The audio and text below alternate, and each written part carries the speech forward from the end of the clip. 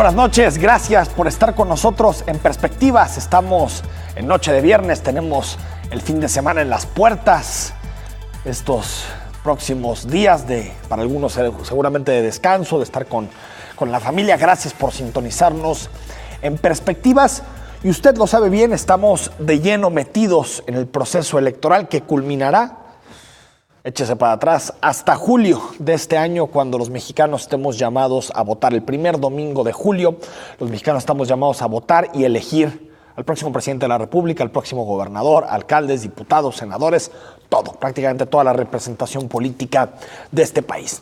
Y sabemos que la legislación electoral se ha vuelto muy hermética, muy opaca, muy restrictiva, pero no queremos dejar pasar este tiempo sin ser capaces, aquí en Perspectivas, de mostrarte a ti cuáles son los principales problemas que afectan a Jalisco en estos momentos. Es decir, cuáles son los principales problemas que desde nuestro punto de vista se deben discutir en la próxima campaña. Más allá de guerra sucia, más allá de dimes y diretes, de contraste, de la guerra que de pronto existe entre los candidatos, ser capaces de mostrarte hasta qué punto hay algunos temas que ni siquiera hemos visto que se colocan sobre la agenda en los primeros días. Es decir, cómo de pronto la grilla entre candidatos, las declaraciones entre candidatos, en este momento todavía precandidatos, terminan llamando poderosamente la atención de nosotros los medios. Cubrimos esa información, pero de pronto no tenemos la capacidad de mostrarte cuáles son los principales temas estructurales que se tendrían que discutir en una campaña tan larga y tan importante para Jalisco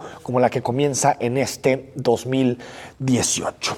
Y así comenzamos una serie de capítulos, de programas en Perspectivas, en donde vamos a ir analizando cada uno de estos temas. De aquí hasta la elección de julio hay poco más de 20 viernes en donde estaremos acompañándote aquí en Perspectivas y te mostraremos los temas que creemos que tienen que estar sobre la palestra pública.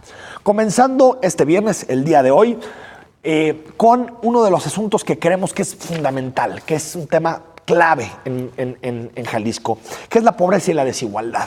Este asunto que hablamos mucho, seguro cuando nos reunimos en familia, platicamos con nuestros familiares y decimos la situación de la pobreza es malísima, los salarios no ajustan para nada, pero que después cuando vienen las campañas políticas parece que votamos por otro tipo de algoritmos, por otro tipo de propuestas y no necesariamente con las que tienen que ver con pobreza y desigualdad. Estarán con nosotros Luis Alberto Güemes, académico de la Universidad Panamericana, y Baruch Ramírez, investigador del CUSEA. Me parece que tienen dos perspectivas distintas, porque también lo que queremos hacer en Perspectivas es mostrarte eso, las dos perspectivas tan distintas que de pronto existen en este tema, como suele suceder cuando debatimos temas públicos. De entrada, algunos datos que me gustaría que tengamos en mente de cara a lo que será la discusión que tendremos esta noche. De entrada, hay que decir que de acuerdo a Coneval, y de acuerdo a los estudios, hay que recordar que Coneval es una organización que se creó hace algunos años para poder darle certidumbre a los datos de pobreza, porque sabemos que el gobierno siempre tiene mucha tentación de mover los datos de pobreza a su antojo, a su conveniencia, y por lo tanto el Coneval se crea para darle autonomía a esta investigación y darle autonomía a la estadística. De acuerdo con el Coneval, quien tiene menos de 11,000 pesos de ingreso mensual por familia, es decir, las familias que tienen menos de 11,000 pesos de ingreso mensual son consideradas pobres. Es decir, si tú nos estás viendo en este momento y cuando llegas a final de mes cuentas tus recursos, tu dinero, el sueldo que tiene tu hijo, la aportación de tu hija, el dinero que tú logras obtener y tienes menos de 11,290 pesos, eso quiere decir que tú estás en alguna situación de pobreza. Es decir, la pobreza es muy distinta, puede ser desde pobreza moderada hasta multidimensional, pobreza extrema. Hay muchísimos tipos de pobreza, pero abajo de 11,290 pesos estamos hablando de que se está en situación de pobreza. Para el Banco Mundial también cifra la canasta básica de México en 4,322 pesos.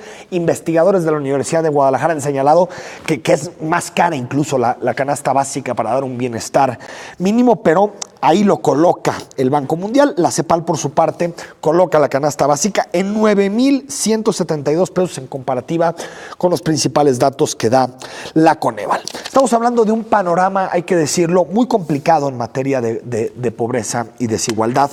De entrada, hablamos que en Jalisco sigue habiendo, por ejemplo, una mayor tasa de desocupación digamos, la tasa de desocupación entre mujeres y hombres más o menos se ha ido equilibrando, la tasa de ocupación, perdón, entre mujeres y hombres se ha ido equilibrando. Sin embargo, sigue existiendo, por ejemplo, entre hombre y mujer una disparidad muy clara en materia salarial. De acuerdo a los datos que publica la Secretaría de Trabajo y Previsión Social, 25.6% de las mujeres ganan entre 2 y 5 salarios mínimos, mientras que hombres 38.1%. Y si nos vamos abajo de eso a un salario mínimo o entre 0 y 1, las mujeres son las que tienen ese ingreso con mayor claridad. También debemos de señalar que en Jalisco, si bien se ha publicitado mucho esta idea de que se están generando empleos en nuestra entidad, se han hablado de 70, 80, 90 mil empleos anuales, tenemos que meter siempre un asunto que es fundamental, que es el salario. Los ingresos en Jalisco no han incrementado a la orden o de forma paralela al incremento de la inflación. Si nosotros hiciéramos un estudio completo para ver el poder adquisitivo real de los jaliscienses, nos daremos cuenta que si bien ha crecido el salario de unos 290 pesos por jornada promedio a 315 pesos por jornada, nos daremos cuenta que la inflación ha llegado a mayores niveles. En realidad, los jaliscienses en este periodo de tiempo hemos perdido 7 puntos de poder adquisitivo, para que usted lo sepa con mucha mayor facilidad y podamos digerir las cifras de forma más clara. En este momento, un jalisciense puede comprar 7% menos cosas que las que compraba cuando comenzó la administración de Aristóteles Sandoval. Estamos hablando de una cifra nada menor, 7% para una familia que llega apenas a la línea de ingreso mínimo que marca el Coneval, pues por supuesto que es un impacto durísimo dentro de su poder adquisitivo y dentro de lo que puede adquirir año a año en materia de sus benefactores y del bienestar al mínimo que debe acudir. También hay que decir que comenzamos 2018 y cerramos incluso 2017 con la mayor inflación que ha registrado este país en los últimos 20 años. Desde 1997 México no tenía una inflación tan alta como la que comenzó este año, y a eso hay que añadirle las decisiones que se han tomado a nivel federal en materia de gasolinazo, que como usted sabe tiene un impacto inflacionario muy importante. Estas son algunas de las declaraciones. Durante este sexenio ha habido 3 secretarios de Desarrollo e Integración Social. El primero fue Salvador Rizo, el segundo Miguel Castro, que quiere ser el candidato del PRI a la gubernatura del estado, y el tercero en este momento es un encargado de despacho que llega, David Trujillo, que llega después de la salida de Miguel Castro de la secretaría. Esto decía Miguel Castro cuando estaba recién ingresado en el puesto con relación a este tema. 2016. Y también en el caso ahorita retomamos la declaración de Miguel Castro, se puso como objetivo de esta administración, hay que recordar desde el discurso inicial del propio gobernador del estado, ya se hablaba del tema de la pobreza y la desigualdad. Debemos de decir que si bien no se ven resultados en materia de salarios, de mejores ingresos para los jaliscienses, sí es cierto que de acuerdo a los estudios de Coneval, en Jalisco había una reducción de pobreza en los últimos años de 480,000 personas. Es decir, 480,000 personas salieron de alguna situación de pobreza entre 2012 y 2016, que fue la última entrega de la encuesta que realiza el Coneval y en donde mide los niveles de pobreza. Hay 3 preguntas con relación a este tema que también se lo trasladaré a nuestros invitados. Primero, ¿es esta reducción sustentable? Estamos hablando de que tiene que ver con las políticas públicas que este gobierno ha puesto sobre la mesa. Eso 1. 2. ¿Qué explica la reducción de estos últimos años? ¿Factores, como se dice, endógenos o decisiones, digamos, de los gobiernos? ¿O tiene que ver más bien con otros factores? Porque también muchas veces no se explica necesariamente por decisiones que toman los gobiernos. Por ejemplo, durante estos últimos 18 meses hemos visto una volatilidad muy clara en el poder adquisitivo, en la relación, en el tipo de cambio, en la relación peso-dólar. Por lo tanto, las familias en Jalisco que reciben algún dinero, que reciben alguna remesa de los Estados Unidos, han visto cómo se ha revalorizado esos recursos en torno al 15, 16 y hasta 17%. ¿Qué tanto tienen que ver, por ejemplo, esos factores externos para explicar el descenso de pobreza en nuestra entidad? También, otro asunto, ¿cuál, y en caso de que sea así, cuál de las políticas públicas que ha desarrollado este gobierno realmente ha tenido impacto? los bienevales, es decir, esta política de movilidad que permite que los estudiantes puedan llegar a sus escuelas, puedan llegar a sus universidades, a sus espacios educativos sin tener que asumir el costo del transporte. Tiene que ver con piso firme, tiene que ver con apoyo a las jefas de familia, a las personas de la tercera edad. Creo que hace falta ese diagnóstico que no lo hemos recibido con claridad de parte de las administraciones estatales y de los últimos secretarios al cargo. Hay que decir que en este tema Jalisco ha ido a contracorriente un poquito de lo que sucede a nivel nacional, porque a nivel nacional pasamos en 2012 53 millones de pobres, en 2014 55 millones en alguna situación de pobreza, y en este momento estamos como al inicio del sexenio, 53 millones. Esto decía Miguel Castro en 2016. En este ejercicio pudimos dar cuenta de que hemos llevado a cabo un trabajo con responsabilidad. También vale la pena ser autocríticos y reconocer que todavía hay un problema muy importante que atender, que tiene que ver con la desigualdad, que tiene que ver con la pobreza. 2.7 millones de personas están en una condición por debajo del límite del bienestar.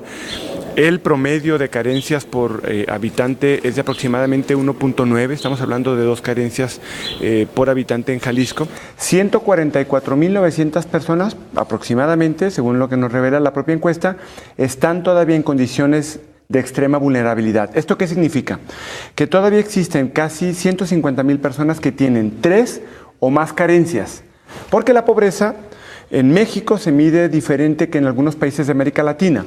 Aquí se mide por un lado el tema del ingreso para poder adquirir canasta básica, ya sea la alimentaria o la completa, pero por el otro lado también hay otros elementos que se miden para que una familia pueda vivir mejor. En ese orden de ideas, lo primero que te diría es, creo que hay que ser objetivos y muy serenos en este tema. Me parece que estamos muy lejos de festejar algo. Segundo, que no por no festejar no quiere decir que no podamos dejar en claro que este gobierno tiene una ruta en la que esta segunda evaluación nos dice que hay una tendencia que se hace consistente y que del 2014 al 2016 hay una muestra clara que en este gobierno 300 personas al día han generado una condición de menor vulnerabilidad. Ahí están algunas de las frases. Miguel Castro lo hizo tanto después de que se supieron los resultados en 2016 como en una entrevista aquí mismo en este espacio en Perspectivas hablando sobre las cifras de pobreza. Participa con nosotros. ¿Qué opinas del combate que ha dado este gobierno en materia de pobreza y desigualdad? ¿Te parece adecuado, correcto? ¿Compartes de pronto la algarabía que tuvo esta administración cuando salieron los datos? ¿O te parece que son cifras que realmente no se podrán mantener de cara al futuro? Recuerda, #Perspectivas si nos quieres mandar un comentario, @canal44TV, @EFTousaint, mi cuenta personal. Al regreso comenzamos nuestra conversación con los académicos y empezamos a delinear lo que tendría que hacer la agenda de Jalisco en materia de pobreza y desigualdad. Regresamos.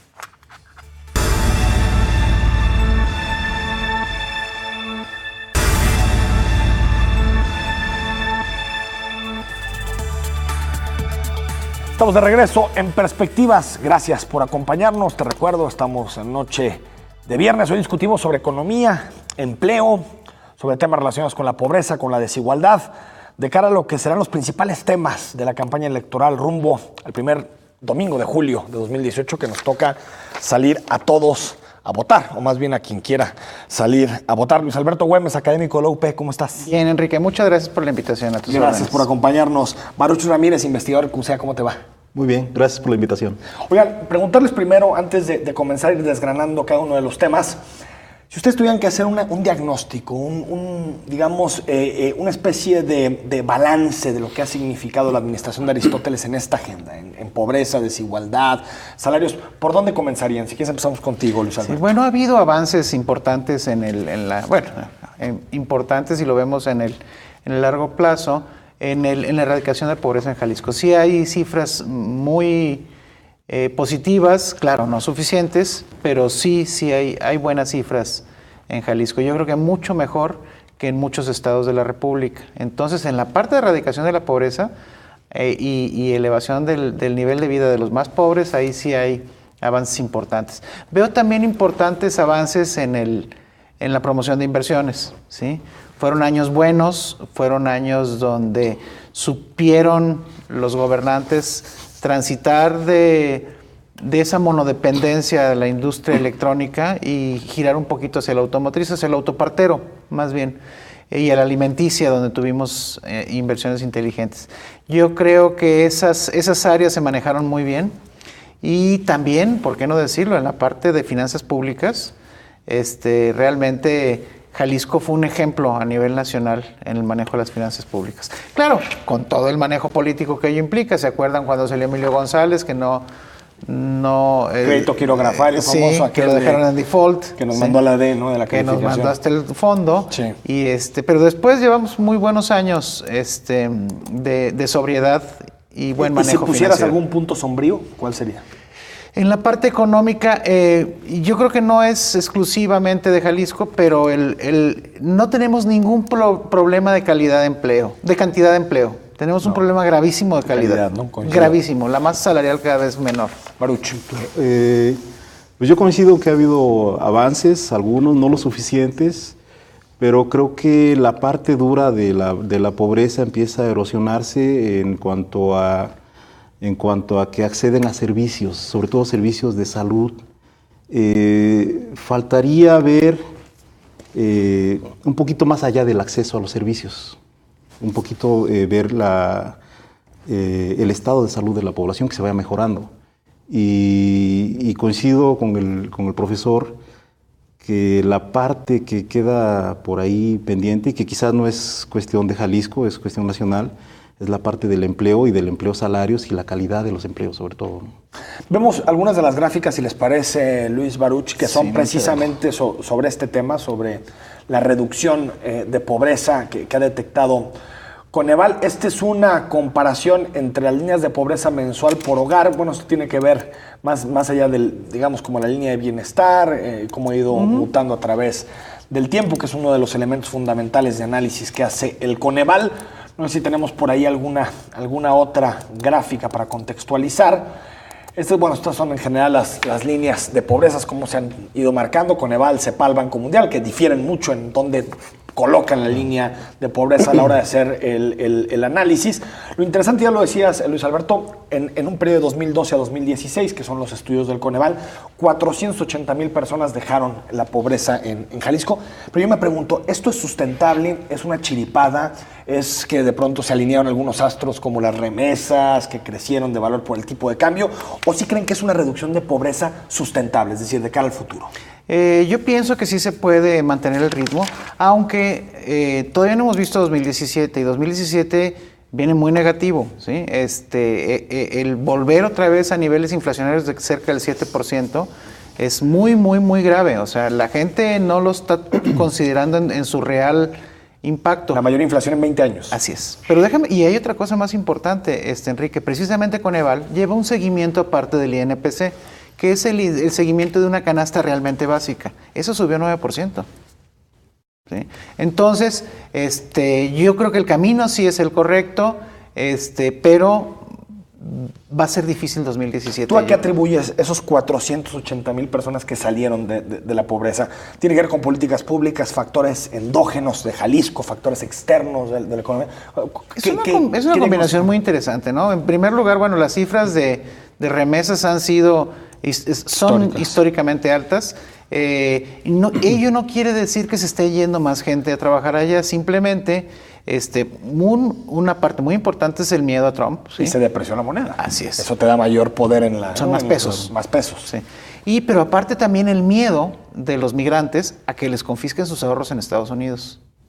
Hay un miedo latente de que si los deportan, ¿qué va a pasar con su ahorro bancario? ¿Sí? Entonces mejor lo mandan. Sí. Fíjate, es muy importante. ¿Quién diría que iba a haber más certidumbre en México que en Estados Unidos? El mundo está cambiando, Enrique. Está cambiando. Ya ves que ahora están importando marihuana en Tijuana desde California. Cierto. El mundo totalmente al revés. Baruch, ¿a qué le atribuyes esta disminución de la pobreza? Pues son varias cosas. Yo creo que en parte tiene que ver con el dinamismo que se ha dado en el sector agrícola. También en parte tiene que ver con el nuevo diseño de la estadística, del instrumento de medición, Hay investigadores que atribuyen una redistribución del ingreso estadístico y con eso una disminución por plumazo de la pobreza. Supongo que tiene algo que ver, no es todo, pero también influye, ¿no? Ahora, fíjate que a mí se me hace interesante del último estudio que presentó Coneval en 2017 con el levantamiento en 2016, que por cierto creo que va a ser interesante en 2018 ver los datos por municipio. Ahí creo que nos va a decir mucho de en dónde estuvo la reducción. Pero lo interesante es que, por ejemplo, lo que más llega a tener ya mayor peso dentro del ingreso de una familia, las transferencias y no el salario. Entonces, uno te podría llevar a pensar que en realidad la política social está llegando a donde debe de llegar, pero los ingresos siguen deprimidos, ¿no? Es decir, porque esto también lo vemos en el salario promedio de un jalisciense que no ha crecido mucho. Sí hay un problema de salarios, pero tal vez las transferencias empiezan a tener algún tipo de resultado, al menos a corto plazo. Sobre todo la masificación de los programas de transferencias y la focalización en hogares que son los más pobres dentro de los pobres. Ahí sí se nota en pobreza extrema, sobre todo, sí, ¿no? Claro, ahí sí se nota un incremento de su nivel de vida. Ahora, en cuanto a la cuestión salarial, pues es un problema nacional. Aumentó el salario mínimo en 8 pesos, que es muy poco si lo comparamos con una inflación pues casi del mismo nivel, ¿no? O incluso mayor, ¿no? Ligeramente mayor. Entonces, yo creo que la gran asignatura en términos de reducción de la pobreza es atacar los salarios, aumentar los salarios.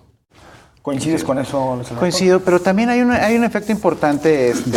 Los economistas muy cercanos a esto le llaman el efecto Paloma Merodio, ¿sí? Que es el cambio en la metodología en INEGI para medir la pobreza. ¿Sí? Sí. Pero también hay una cosa importante, de veras la barda está muy alta, ¿sí?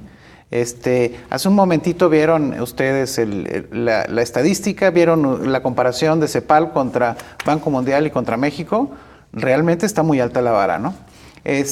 Por eso de repente, no sé si a ustedes les ha tocado, a mí de repente me pongo a ver cifras de pobreza, por ejemplo, en Bolivia o en Ecuador, y resulta que en México somos mucho más pobres que esos países porque la vara es diferente. ¿Sí? Entonces, no digo que esté mal el cambio de metodología, ¿eh? Pero que puede ser que en su momento dijo José Antonio Meade sí. que le parecía que se estaban... No, el asunto es que de pronto hace que sean difíciles de comparar los datos. Pero ojo, en el caso de Jalisco, incluso cuando no había habido el cambio de metodología, ya habíamos visto una reducción de pobreza en 2014, ¿no? 2014. 2015 con los datos de 2014. Esto nos decía en entrevista Miguel Castro sobre este tema, en particular cuando era secretario de Desarrollo Social. 144.900 personas aproximadamente, según lo que nos revela la propia encuesta, están todavía en condiciones de extrema vulnerabilidad. ¿Esto qué significa? Que todavía existen casi 150.000 personas que tienen 3 o más carencias, porque la pobreza en México se mide diferente que en algunos países de América Latina. Aquí se mide por un lado el tema del ingreso para poder adquirir canasta básica, ya sea la alimentaria o la completa, pero por el otro lado también hay otros elementos que se miden para que una familia pueda vivir mejor. En ese orden de ideas, lo primero que te diría es, creo que hay que ser objetivos y muy serenos en este tema. Me parece que estamos muy lejos de festejar algo. Segundo, que no festejar no quiere decir que no podamos dejar en claro que este gobierno tiene una ruta en la que esta segunda evaluación nos dice que hay una tendencia que se hace consistente y que del 2014 al 2016 hay una muestra clara que en este gobierno 300 personas al día han generado una condición de menor vulnerabilidad. Esto nos decía Miguel Castro hace algunos meses en entrevistas sobre los datos de Coneval. Baruch, desde tu punto de vista, programas como por ejemplo los bienevales famosos, de apoyo que existe a jóvenes estudiantes, ¿tiene impacto en la reducción de la pobreza? ¿No tiene impacto? El asunto de las jefas de familia, el apoyo que le llaman a los viejitos o a los adultos de la tercera edad, ¿sí tienen impacto realmente o crees que son nada más apoyos coyunturales que después veremos que pueden llegar a volver a caer en pobreza esas personas? No, yo creo que tienen un impacto y su impacto es inmediato. Es ayudar a aliviar el asunto de los gastos diarios. Y eso, desde luego, aumenta el ingreso disponible y aumenta el presupuesto que se pueda tener para destinar a otras cosas. El problema que le veo con este tipo de programas es que cuando hacemos medición de pobreza, lo hacemos por ingresos y por otras dimensiones, acceso a salud, acceso a educación. Entonces, alimentos. Este tipo de transferencias no las medimos con toda precisión. Entonces, puede ser que estos programas no los estemos capturando en una medición de pobreza. O sea, que no quede tan claro. Claro, tendríamos que hacer algo más específico y en donde podamos capturar gastos, pobreza medida por gastos y por gastos distribuidos diferentes a los alimentos. Claro. Se habla mucho, Luis Alberto, del asistencialismo, ¿no? ¿Les parece que estas son medidas asistencialistas que se deben de mantener, que no se deben de mantener? Son medidas necesarias.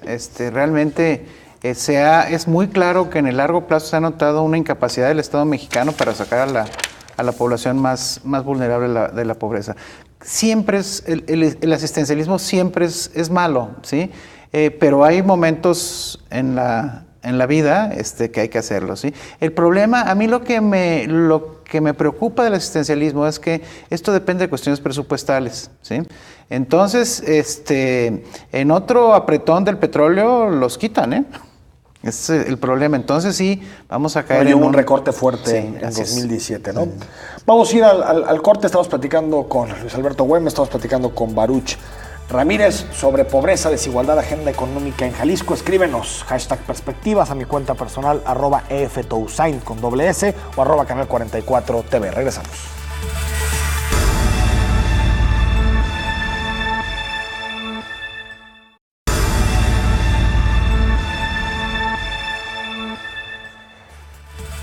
Estamos de regreso en Perspectivas, comentando sobre pobreza, desigualdad, economía en Jalisco. Queremos plantear una agenda de discusión. Sabemos que la ley electoral en esta materia es muy restrictiva, muy encorchetada para discutir distintos temas, pero creo que un tema fundamental, un asunto fundamental de cada elección es colocar dónde están los principales retos de Jalisco. Vemos esta nota sobre las decisiones tomadas en la Secretaría de Desarrollo e Integración Social en estos últimos meses y años y regresamos para seguir platicando con los especialistas.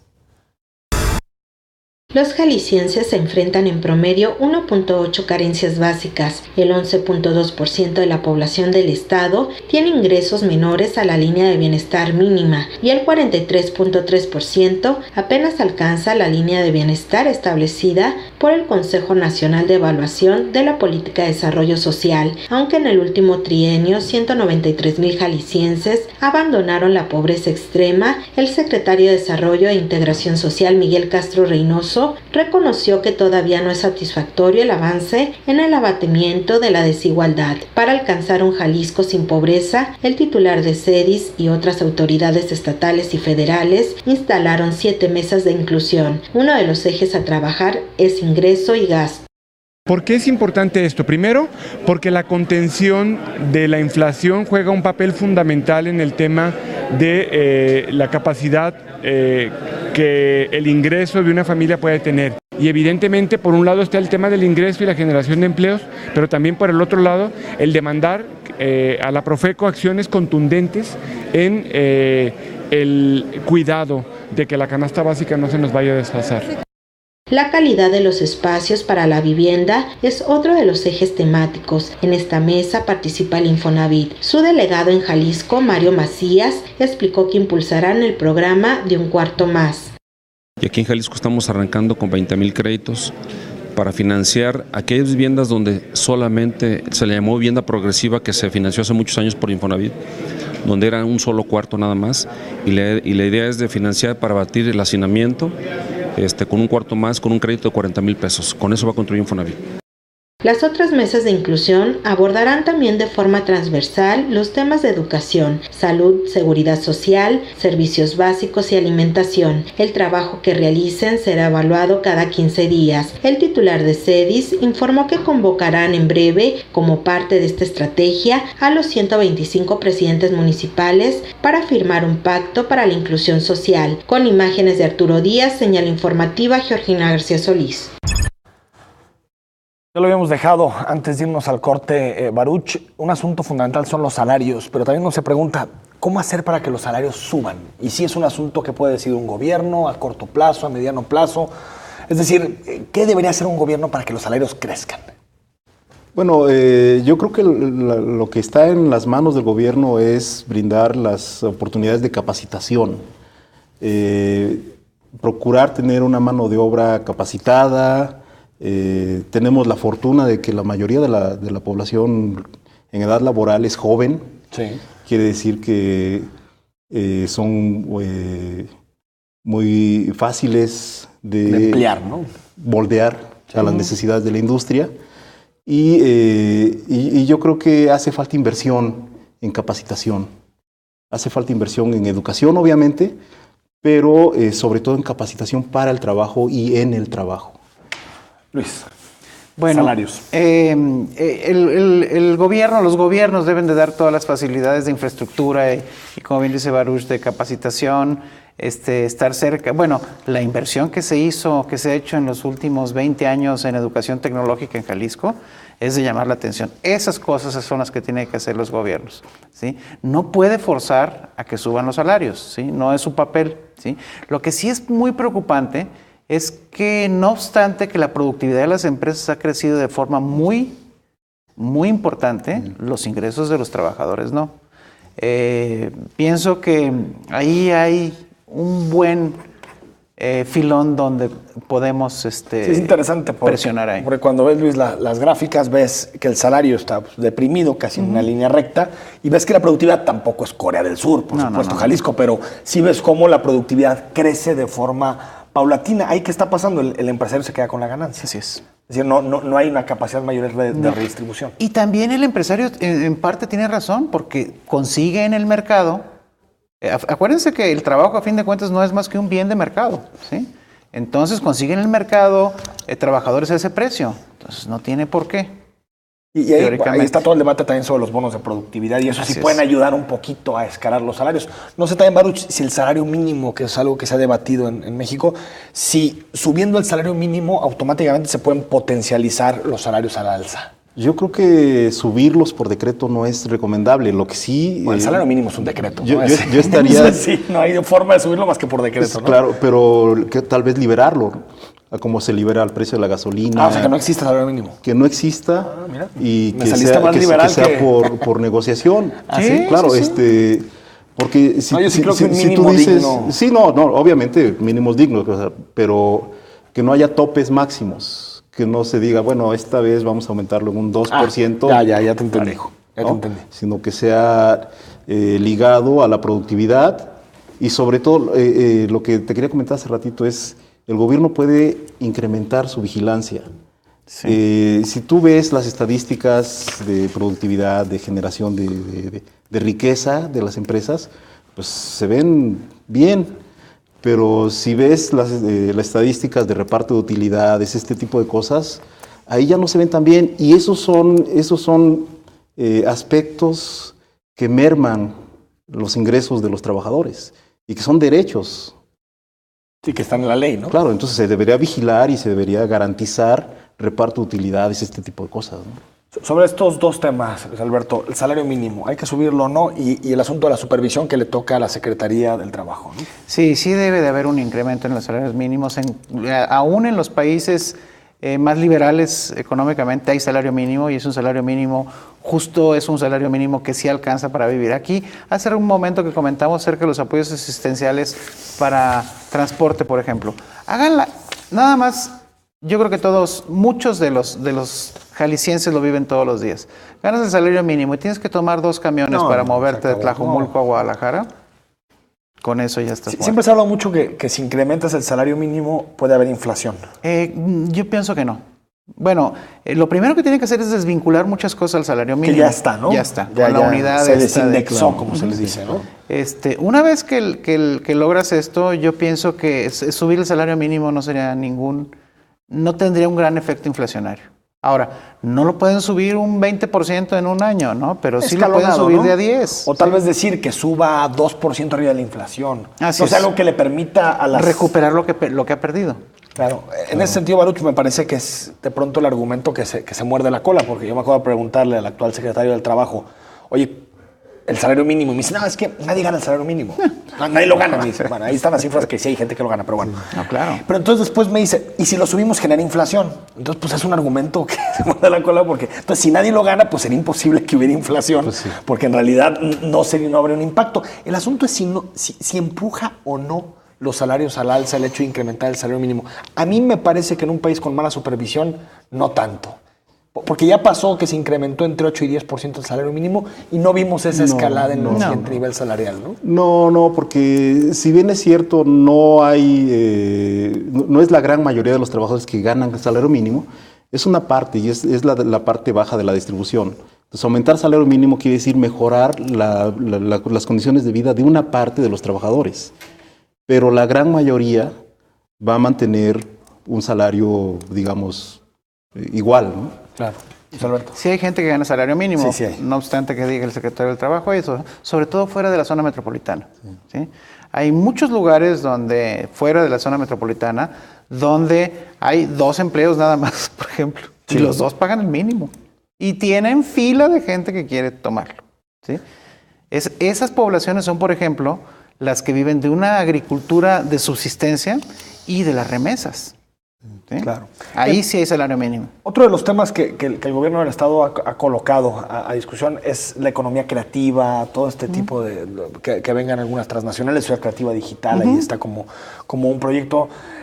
¿Hemos visto algún impacto, Luis Alberto? ¿Te parece que Jalisco está posicionado en este tema o es más propaganda del gobierno? No, a mí sí me queda claro, ¿eh?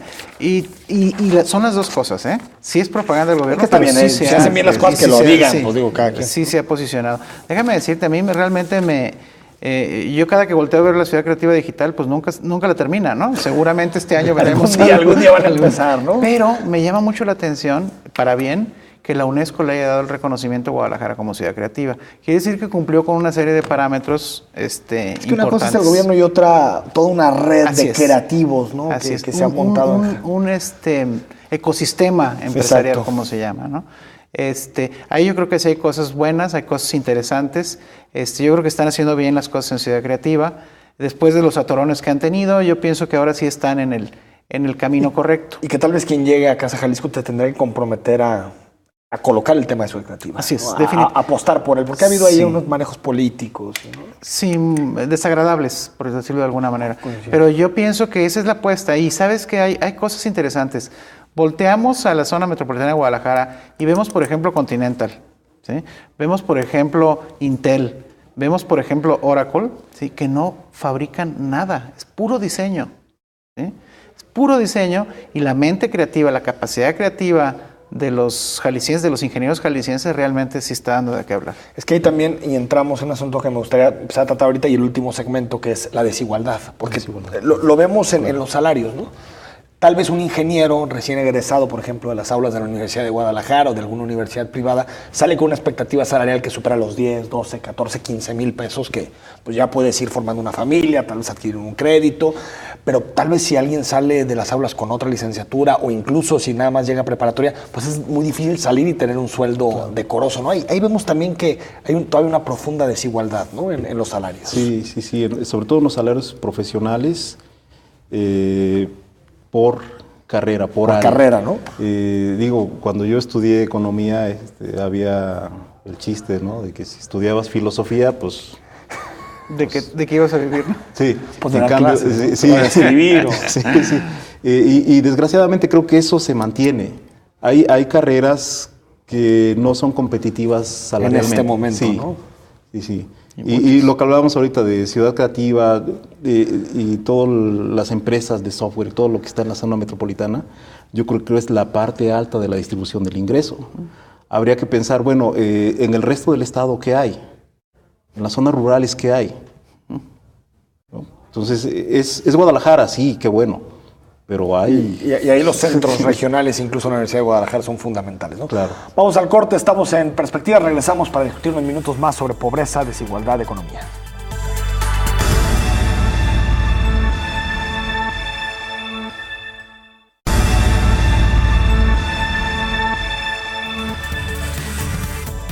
Estamos de regreso en Perspectivas. Aquí hay unos gráficos que dejamos que no habíamos podido revisar aquí con Luis Alberto Güemes, con el académico del CUSEA que nos acompaña también esta noche, que es Baruch Ramírez. Estos son algunos datos, bueno, ahí más o menos tienen el comparativo de la pobreza, la línea de bienestar, cuántas personas están, rural, urbano, y cómo han ido cambiando, bienestar mínimo y bienestar, que son los dos niveles de corte que hace el Coneval. Este es un gráfico muy importante porque tiene que ver con la calidad de vida de los ciudadanos. Tenemos también otro, con la forma en que se ha movido el número de personas que están en estos niveles, la población que está con ingreso laboral inferior a la línea de bienestar, es decir, también que es uno de los indicadores a tomar en cuenta. Aquí está el caso por entidad federativa, el porcentaje de población con ingreso laboral inferior, que eso está bien importante. Si en realidad lo que ganas en tu trabajo te permite tener un nivel de vida adecuado, conveniente. Y aquí están algunas de las gráficas. Esto el Coneval lo hace y creo que es importante, Luis, Baruch, los datos del Coneval, porque el Coneval es una institución autónoma. Así es. ¿No? Que eso es importante en un país en donde siempre se han querido manipular las cifras de pobreza, ¿no? Así es, autónoma y seria. Autónoma y seria, ¿no? Sí. Incluso se enfrentó con el INEGI por la medición. Claro, sí. Claro. Le costó el trabajo al director de investigaciones de INEGI. De INEGI, entonces tú habla de que al menos estas cifras del Coneval siempre son certeras. Otro elemento más de la desigualdad es la brecha entre hombres y mujeres en los salarios. De acuerdo a un estudio que hizo hace poco Raquel Partida y que entregó a la Secretaría de Trabajo y Previsión Social, la brecha en este momento entre el salario de un hombre y de una mujer por el mismo puesto es de 20%. ¿Cómo se puede hacer para reducir esta brecha, Luis Alberto? Bueno, yo creo que ahí sí el gobierno tiene que tener ciertas políticas públicas específicas que castiguen la discriminación de género, ¿sí? No, así como existe en la Ley Federal del Trabajo un artículo específico que se refiere a que al mismo trabajo el mismo salario, yo pienso que habría que aplicarlo también a los géneros, ¿no? Ahora, el origen de este salario mínimo tan paupérrimo que tenemos es la nula disposición a renegociar la Ley Federal del Trabajo, ¿eh? Claro. Ese es el secreto de todo. Dice, mejor no negociamos la Ley Federal del Trabajo, pero dejamos un salario mínimo de risa, ¿no? Entonces, de esa manera se puede negociar más fácil. ¿Qué se puede hacer en esta brecha entre hombres y mujeres, Baruch? Pues es un poquito complicado este tema. Porque también las empresas mienten, ¿no? Claro. En ese asunto, porque cuando llegan no te dicen, mira, es que sí, nosotros cuando tomamos la decisión de los salarios vemos si es hombre o mujer, ahí definimos. Claro. Muchas veces se oculta a través de funciones diferentes y todo, cuando en realidad existe una discriminación. Es difícil. Es muy complicado. Normalmente cuando se abren vacantes se definen perfiles y se definen salarios, ¿no? Definidos. Entonces, quien llegue, si es hombre o es mujer, pues va a acceder a ese salario.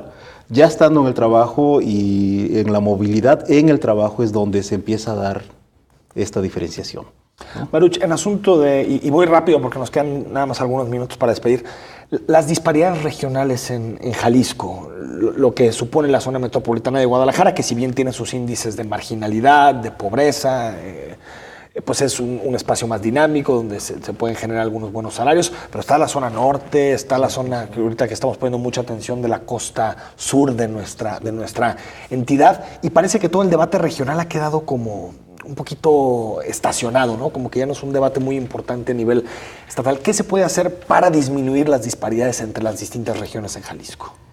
Pues yo creo que primero que nada hay que restarle importancia a la zona metropolitana en términos de diseño de políticas. Casi toda la política que se anuncia, que vemos en la tele, que vemos en los noticiarios, va dirigida a la zona metropolitana. Obra de infraestructura, todas las obras que tenemos en la ciudad, todo. Pero si vemos cuántas obras se han hecho en otras regiones, a lo mejor es muy poca, todo es federal, todo va carretera, pero en las ciudades, ¿qué ha pasado? En los pueblos, ¿qué es lo que ha sucedido? Muy poco realmente, ¿no? Comparativamente. Entonces yo creo que es relativamente fácil desde el gobierno empezar a tener un balance en la política regional y sobre todo... Descentralizar. Sí, descentralizar, pero tener prioridades claras. no nada más descentralizar por descentralizar. Digo, Sino para qué, ¿no? Sí, ¿qué vamos a desarrollar? ¿El turismo en la zona costera? ¿O vamos a desarrollar la zona de producción de aguacate? Es decir, hay que tener un programa económico muy claro para poder, a partir de ahí, diseñar políticas regionales. Luis Alberto, de la UP. Sí, también yo pienso que ahí, una vez más, es una función muy importante de los gobiernos, tanto municipal como estatal, los estímulos los fiscales y económicos a las empresas, ¿sí? Cuando tienes la oportunidad de llevarte una inversión importante que genera una serie de trabajos bien remunerados en una determinada zona, hay que incentivarla, ¿sí? Porque si en lugar de ponerla en Tlaquepaque, la ponen en Ciudad Guzmán, seguramente la empresa va a tener que incurrir en otros gastos, ¿no? De transporte, a lo mejor. Entonces, la manera de compensarlo es mediante estímulos fiscales. Y eso está probado que funciona bien, ¿sí? Ahora, desafortunadamente, la estrechez presupuestal de los municipios y del gobierno está haciendo que cada vez los estímulos fiscales a las empresas sean menores, ¿no? Sean menores, sí. Ahora, en ese mismo sentido, Luis Alberto, y uno, por ejemplo, revisando las posibilidades hasta públicas, instancias de gobierno, no sé si valdría la pena, por ejemplo, descentralizar el gobierno. Sí, definitivamente. Por ejemplo, mandar una secretaría importante a Ciudad Guzmán, mandar alguna a Puerto Vallarta, mandar alguna a Lagos, mandar otra a Tepatitlán. Sí. Y tal vez eso te permita generar un cierto polo de desarrollo, como hacen los centros regionales de la universidad, hay que decirlo, esos son fundamentales en sus zonas. Vas a Colotlán y lo primero que ves en Colotlán es el Q-Norte, ¿no? Sí, y el Q-Altos también, que es muy importante. Y sabes que aquí sí hay un cambio importante en los últimos dos gobiernos, específicamente el de Aristóteles Sandoval y el de Emilio González, no siguieron con la descentralización. Yo pienso que durante el sexenio de Ramírez Acuña sí se avanzó mucho. Y de Alberto Cárdenas también, y de Alberto Cárdenas, el debate regional. Sí. Pero desde que llegó Emilio prácticamente lo abandonaron y bueno, Aristóteles ni volteó a ver, ¿no? Pero sí hay una gran disparidad de ingresos entre la zona metropolitana y los demás. Ahora, en ese mismo asunto, Baruch, también nos viene a la cabeza que tiene que ver con la desigualdad en la propia ciudad. Por ejemplo, el municipio de Zapopan, claro, que es uno de los más desiguales en el país, en donde pues ves desarrollos inmobiliarios muy caros, de altísima plusvalía. Ayer me comentaba el alcalde que ya se convirtió Zapopan en el municipio del país que más recauda predial, por el costo de las propiedades, por los recursos que existen. Pero por otro lado tienes las mesas coloradas, tienes zonas al arroyito, de muchísima exclusión en la ciudad. Claro. ¿Qué debe hacer un gobierno estatal, gobiernos municipales, para tratar de cerrar la brecha al interior de la ciudad? En este caso, en municipios como Zapopan, Tlaquepaque, Tonalá, Tlajomulco, que son muy desiguales. Claro, pues en realidad son muchas cosas, pero lo más importante es lo básico. Proveer la infraestructura, calles, alumbrado público, agua. Servicios, lo básico. Y con eso ya reduces en un buen trecho la desigualdad que hay entre las zonas. Predial también, por ejemplo. Predial, un poquito reordenar la estructura territorial, un poquito poner en orden la cuestión de los derechos de propiedad, que son luego muy confusos en este tipo de colonias. Entonces, el gobierno tiene mucho por hacer, ¿no? Claro. Luis Alberto. Sí. ¿Qué se puede hacer? Mira, por ejemplo, a mí me llama mucho la atención lo que está haciendo algunos municipios, por ejemplo, en la zona de Andares, ¿sí? Con las torres estas que estamos viendo, grandes inversiones realmente de precios estratosféricos, ¿sí? Y vayan y pregunten para que se asusten. Sí. No lo van a creer, ¿sí? No lo van a creer. Pero ahí pienso que el gobierno municipal tuvo un acierto interesante. Y creo que Guadalajara está también a punto de tenerlo, que es el CUSMAX, que es un impuesto muy interesante, redistributivo. Realmente importante, donde si quieren construir una densidad mayor tienen que pagar una cantidad determinada por metro cuadrado adicional. Es interesante ese proyecto. Y de ahí la mitad va a la zona y la otra mitad a las zonas más pobres. Eso es redistribución. Y el otro le decía a Pablo Lemus que fuera más allá, en zonas de alta plusvalía, 20% ahí, 80% en otras zonas. No se dejan los empresarios. No sé si se dejen o no, pero me parece que para las asimetrías de Zapopan, Sí. apenas así, ¿no? Con cuestiones sí. que incluso al final a los empresarios, me parece, a los desarrolladores, les conviene de cara a mediano o largo plazo que sea un municipio menos desigual Zapopan, donde haya más gente que tiene capacidad de consumo. Así es. ¿No? Me parece que a mediano o largo plazo. Nos queda 1 minuto y medio para despedir. ¿Alguna conclusión, Luis Alberto Baruch? Yo sí quería decir algo, Enrique, sin lugar a dudas, ¿sí? En ese sexenio tendrá muchas críticas, ¿sí? Pero el porcentaje de inflación que ha tenido es el más bajo de la historia, hablando de periodos sexenales. No obstante del Nacional, Sí, de Peña Nieto. Sí, de Peña Nieto. Entonces, casualmente, entre comillas, ¿sí? Durante esta disminución de inflación se ha dado también un aumento importante en la disminución de la pobreza, ¿sí? Hay que irnos por ahí. Bueno, se dio a nivel estatal, porque a nivel nacional estamos igual. No, hay 53 millones, subimos a 55 y bajamos a 53. Pero la población subió. Estamos exactamente igual que como comenzamos y con un cambio de metodología. Yo a nivel nacional tengo mis dudas sobre qué tanto se llegó a reducir la pobreza. ¿Algún último comentario? Sí, igual a nivel nacional yo creo que hemos transitado por una economía con el 46% de pobreza aproximadamente en mediados de los 90s. Entramos en un tratado de libre comercio, reestructuramos la economía, hicimos reformas y llegamos a 46% de pobreza. Suena que mucho avance, ¿no? Hemos hecho muchas cosas para quedar en el mismo lugar. Entonces hace falta realmente hacer políticas que reduzcan la pobreza y que no la mantengan nada más, ¿no? Luis Alberto Güemes de la Universidad Panamericana, gracias por haber acompañado. Muchas gracias por la invitación, Enrique, muy amable. Baruch Ramírez del CUSEA, gracias por haber estado ahí con nosotros. Gracias por invitarme. Nos vamos el próximo lunes. Estamos totalmente en vivo en Perspectivas. Recuerda de participar con nosotros. Buen fin de semana a todos.